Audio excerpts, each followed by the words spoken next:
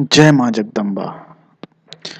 भय अथवा डर, सबसे पहले तो यह समझिए कि हर इंसान, हर प्राणी के अंदर डर होता है और डर का मूल कारण है मोह, अर्थात चीजों से बंधना, वस्तु के प्रति मोह।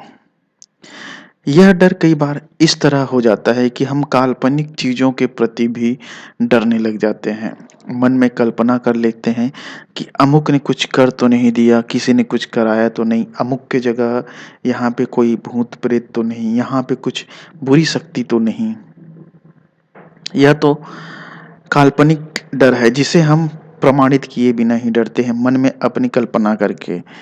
दूसरा होता है हमारी वस्तु के प्रति मोह, अर्थात मेरा मोबाइल, मेरा फ़ोन, मेरा टीवी या फिर मेरा फला, आप समझ सकते हैं। इन सब का मूल कारण है सिर्फ़ उस वस्तु के प्रति अटैचमेंट या फिर मोह। अगर आप इससे विरक्त हो जाएँगे, तो भय नहीं रहेगा और वस्तु का भी संपूर्ण आनंद आप उठा सकते हैं। यह तो शाश्वत और अटल सत्य है कि जो भी वस्तु, चीज़ या फिर जो भी आपके पास है, वह सिर्फ़ आत्मा को छोड़ दे तो बाकी सब चीज़ नश्वर है, अर्थात उसका एक समय सीमा है। एक समय बाद हर वस्तु, हर चीज़, हर रिश्ता आपको छोड़कर जाएगा ही जाएगा।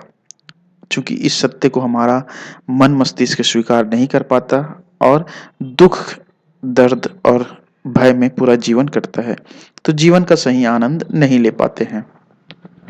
वास्तव में आप जीवन को संपूर्ण रूप से उसी के मूल रूप में जीना चाहते हैं, जैसा कि यह जीवन चाहता है, तो आपको वस्तु को मूल रूप से विरक्ति होना चाहिए। अंदर से आपको विरक्ति होना चाहिए, बाहर से वस्तु का पूर्णतः उपयोग करें। अर्थात अगर आप यह जानकर उपयोग करेंगे, जो भी वस्तु, चीज़, सामान या फिर कोई भी चीज़ हो, वह एक न एक समय में साथ छोड़ेगा, क्योंकि यह परिवर्तनशील सृष्टि है और यह नियम भी अटल है, परिवर्तित होते रहता है। तो अगर आप इसे समझ जाएँगे और जान जाएँगे, तो आपका उसके प्रति एक मोह जो बंधा रहता है, वह रहेगा नहीं, जिससे कि आपके मन में डर भी नहीं रहेगा। इसी मोह के कारण आत्मा भी फँस जाता है, यहाँ तक कि डर इतना ज़्यादा भयानक रूप में रहता है कि इंसान जब आत्मा देह त्याग करता है, तो उस समय वह यह नहीं समझ पाता कि मेरे साथ क्या हुआ है। जब अपने शरीर को आत्मा देखता है, तो उसे समझ में नहीं आता कि उस समय क्या करना है उसे। और उसी कारण से वह उस मोह के कारण से, शरीर के प्रति लगाव के कारण से उसका आत्मा वहीं पे रुक जाता है, स्टक हो जाता है। वहाँ से आगे बढ़ ही नहीं पाता।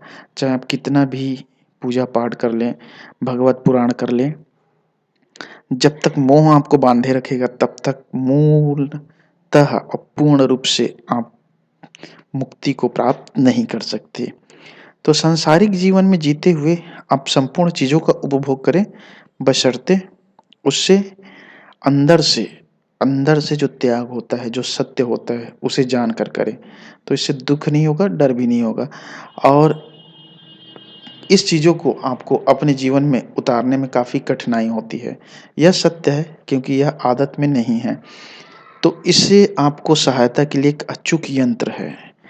यह यंत्र ब्रह्मांडीय ग्रह, नक्षत्र, तारे, इन सब से शक्तियाँ को अवशोषित करके, वह यंत्र जो साधक है, जिसने उसे बनाया, जिसने उसे धारण किया है, उसके अंदर वह शक्ति देती है कि उसके मन से डर स्वतः ही खत्म हो जाता है वस्तुओं के प्रति, चीज़ों के प्रति। और जब डर खत्म हो गया, तो याद रखिए कि इस दुनिया में कोई भी चीज़ नहीं है जो आपके लिए असाध्य हो जाए। और इसे बनाना भी बहुत आसान है, बहुत शक्तिशाली सिद्ध यंत्र है। इसे जितने भी लोगों ने धारण किया, चाहे बालक हो, वयस्क हो या वृद्ध हो, सभी को मानसिक शक्ति प्राप्त हुई है, डर का नाश हुआ है और अपने जीवन में सकारात्मक चीज़ों को प्राप्त किए हैं। तो इसे बनाने के लिए बहुत ही सबसे उत्तम समय होता है पूर्णिमा, जब चाँद पूर्ण रूप से हो, उस समय। और अगर इसमें भी अगर आपको संभव नहीं हो, तो शनिवार की रात्रि में बनाएँ, लेकिन उस समय चाँद जो है होना चाहिए तब बनाएँ, तभी यह चलेगा। आपको खुले आसमान के नीचे चाँद की पूर्ण रूप से रोशनी पड़नी चाहिए, उस समय बनाएँ और इसे बनाने के लिए तो चांदी के ताबीज़ में बनाकर धारण करना चाहिए, लेकिन अगर यह संभव ना हो साधक से, तो एक भोजपत्र में अष्टगंध की स्याही से इस यंत्र को उकेरें और इसे विधि-पूर्वक धारण कर लें, अर्थात पूजन-पाठ करके उसके बाद इसका चमत्कार आप देखिए। यहाँ तक कि आपके अंदर इतनी शक्ति आ जाएगी कि अगर प्रेत आत्मा, भूत आत्मा भी आएँगे, तो भी आप उसका सामना कर सकते हैं। यह आत्मशक्ति के कारण है और इसी आत्मशक्ति को बढ़ाने का कार्य करता है यह यंत्र। और अगर यह सिद्ध यंत्र आपको प्राप्त करना हो बना-बुनाया, तो नंबर है, व्हाट्सएप मैसेज कर सकते हैं। जय माँ जगदम्बा।